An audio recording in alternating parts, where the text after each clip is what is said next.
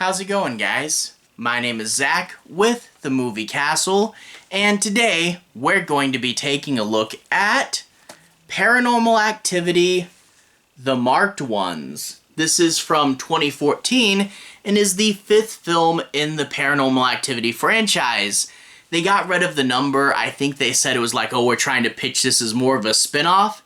I can't help but wondering if they're actually trying to bury part 4. But whatever, that's beside the point. This is written and directed by Christopher Landon. If you recognize that name, he was on the writing team for part 2, and then solo wrote 3 and 4, and now he's given the director's chair as well as being the writer. After this movie, he would go on to make the Happy Death Day movies, so good to see him having some success. This movie stars Jorge Diaz, Andrew Jacobs, and Gabrielle Walsh. Now, I've said this in my other reviews, I'm a big fan of the original Paranormal Activity trilogy. I think they're all really cool. The other 3, 4, 5, and 6, I saw them once in the theaters a long time ago, but I think after 4 I had kind of checked out. I only saw them once, and it's been a long time. Now, I rewatched 4 recently to do that review, and it was about what I remembered it being. Not great, yeah, whatever.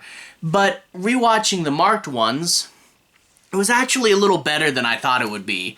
Now, I don't want to say it's perfect or anything, but it's way better than I remember. And maybe that was because after 4 I was kind of checked out, or it might be just because it was so different than what I was expecting. But watching it again, it has been about 10 years since this movie came out, if you can believe it. Boy, how time flies. But watching it again, having some time passed, knowing more what to expect, it was actually okay. Like, not the best thing ever, but definitely out of 4, 5, and 6, this is the best one. And yeah, it's way better than I remembered it.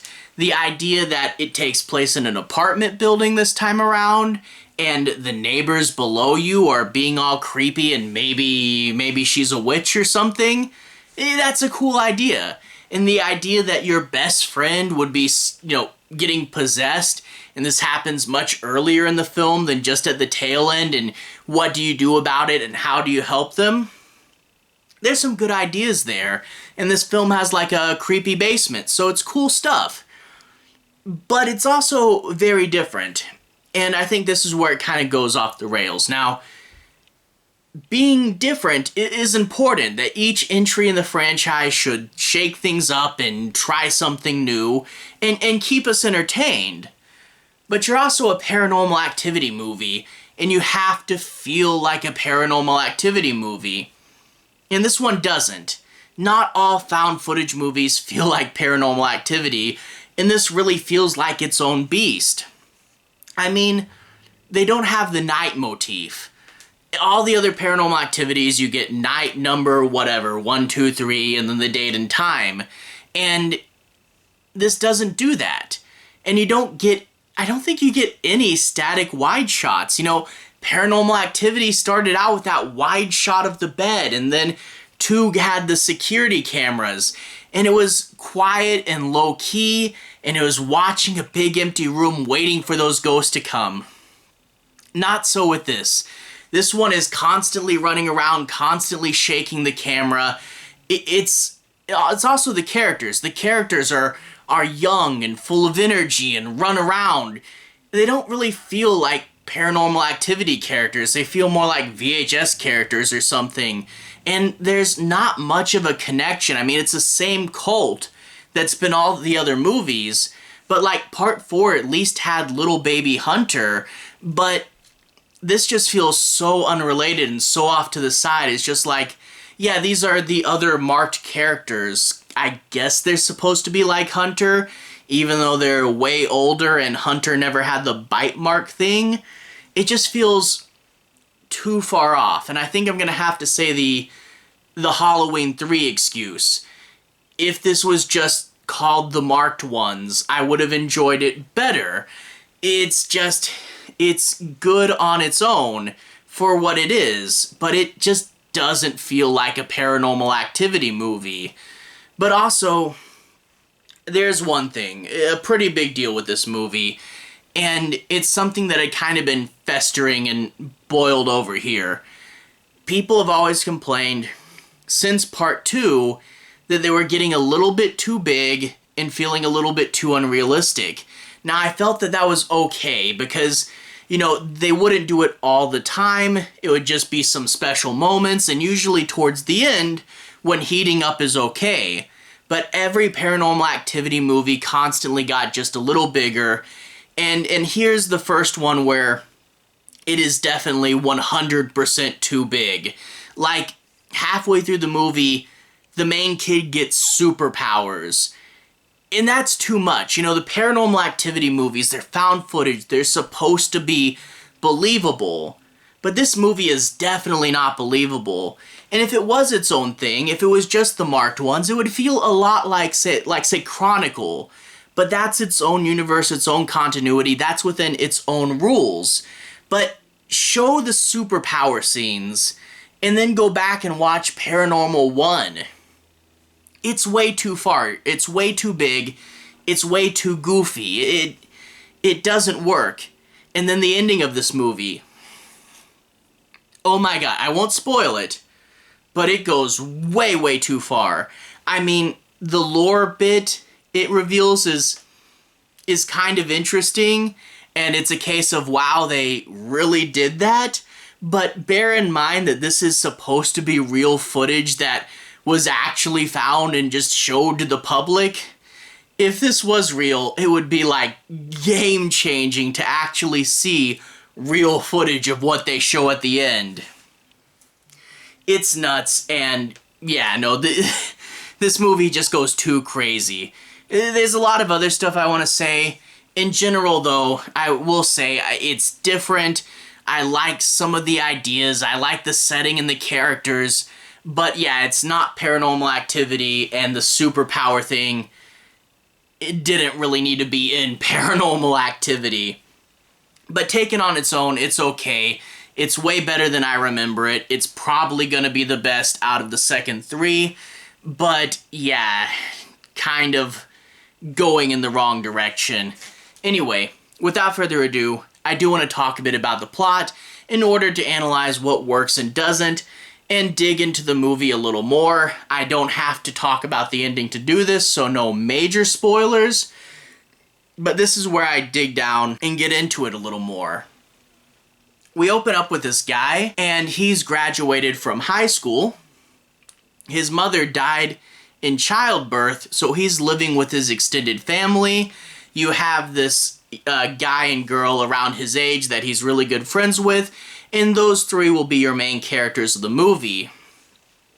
During graduation, he sees someone else with a nice camera and decides that he wants to buy one himself with his graduation money, and then he's going to be just filming everything. And that is kind of the thing, is he doesn't have as much motivation to just film everything.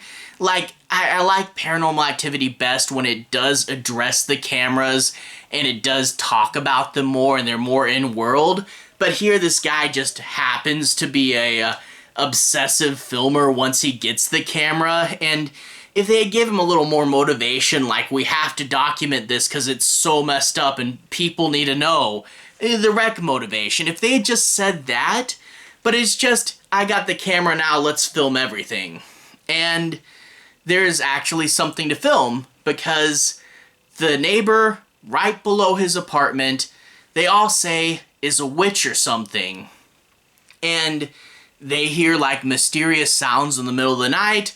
Her windows are all covered up with newspaper. What's she up to? Well, there's a vent in their house that goes right above her house. So they send the camera down the vent and see a bit of a fertility ritual, which actually goes a lot farther than you would expect Paranormal Activity to go. A lot of the Paranormal Activity movies really do have a PG-13 feel, despite them being an R. Marked Ones is the only one that really deserves its R, so props to them for that at least. But after they investigate this woman a little bit, she dies, and they suspect that one of their other friends has killed her, and now he's on the run, and they decide to go in and investigate the apartment themselves. And that's a cool idea. Not just being in someone else's apartment or being in an empty apartment, but being in someone else's apartment that's empty because they died and they were supposedly a witch. That's a good setup right there. It's a cool moment. They investigate, and they're going to come back several times trying to figure this out, when one day one of the guys wakes up with a big bite mark on his arm, and now he's become one of the marked ones. He's going to, like I said earlier, develop superpowers, and that's right there. Like, you know, I was like, okay, this movie's better than I remember. It seems pretty good. And then he, like, falls back, and the ghosts don't let him hit the ground. And I'm like, okay, this movie's starting to lose me. You know, again, it's just too far. And also, like, blatant supernatural stuff caught on tape. You think this would be groundbreaking, like they would blow their minds, but they're just like, oh, wow, that's cool, let's goof off some more. And I think that ultimately hinders the scares, because we're going so far and we're going so big that when a scare comes, but it's only slightly more unrealistic and improbable than what's going on, it doesn't make them feel as scary, you know?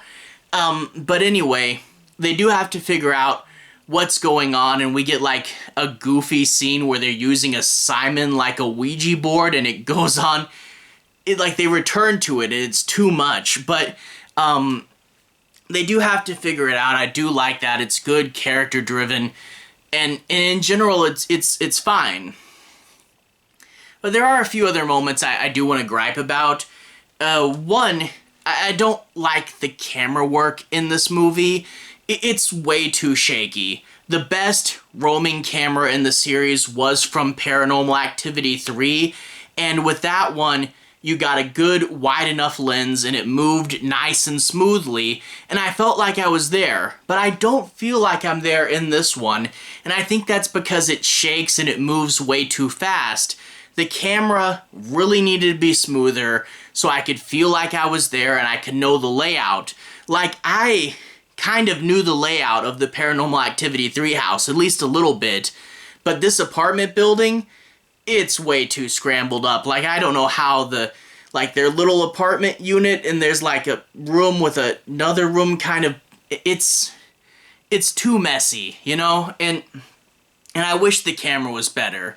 The other thing I do want to mention, and it's like half a good thing and half something that bugs me, is they do find the tapes that make up Paranormal Activity 3 in the witch's apartment, which is great that someone found them, and we can finally understand why Paranormal Activity was a thing, is because when this witch died, her stuff would have been liquidated, whoever got a hold of the tapes would have Googled the name of the people in the tapes, and eventually got in contact with whatever character is making these movies in universe. The thing is, though, this movie blatantly takes place in 2012, and Paranormal Activity 3 was released in 2011. I guess in the world of Paranormal Activity, that movie came out at least a year later. But that's a total side gripe. I am glad, though, that we know how they got it. Although, I do wonder, because so many of these end with, you know, like part 4 where they got overwhelmed by witches. Witches didn't take care of those tapes? Okay, whatever. Again, all this is random gripes. Needless to say, it does go big, probably too big, but it is interesting and different, but probably too different. But it did have some of its own unique moments, some of its own ideas, and taken as its own thing, I definitely appreciate it more. Overall, the best out of the second 3, not as good as the first, and just did a few things that bugged me. But overall, though, still a fine movie, way better than I remember it, but not the best thing ever. Anyway, to everyone who's watched so far, thank you for watching. To everyone who's liked and subscribed, thank you. You really are helping the channel out. I'll leave a relevant playlist on the bottom. This should be my Paranormal Activity franchise playlist, where you can see my reviews of the past films. Anyway, have a good day. I'll see you guys again very, very soon. Relevant playlist on the bottom. Have a good day now.